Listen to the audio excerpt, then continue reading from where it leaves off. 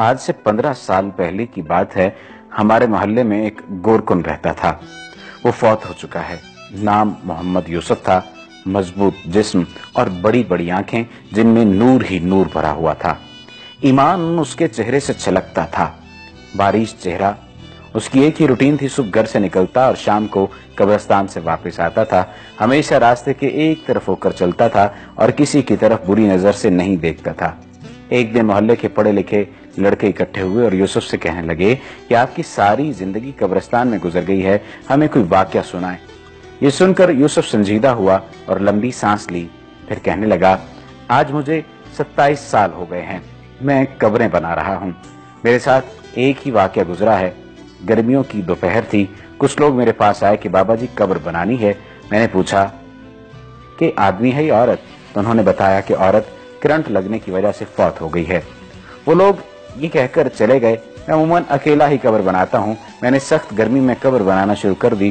दोपहर 2:30 बजे तक कब्र मुकम्मल हो गई।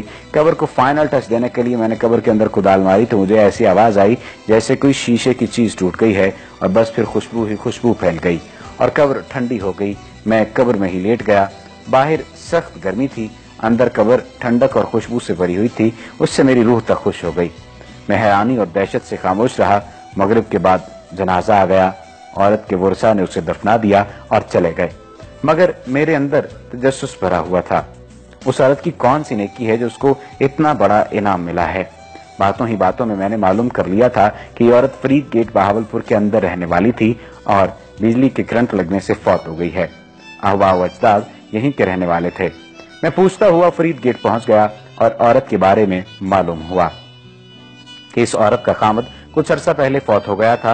वो बेचारा 6-7 साल बीमार रहा। इस औरत ने दिन रात उसकी खिदमत की। खावंद की शदीद बीमारी के बावजूद उसके साथ बेवफाई नहीं की और ना ही उसे छोड़ कर गई और दिलो जान से उसकी तीमारदारी करती रही। बावजूद गुर्बत के उसको मेहनत मजदूरी करके खाना खिलाती रही और अपने जज्बात को अपने बीमार खावंद पर कुर्बान कर दिया।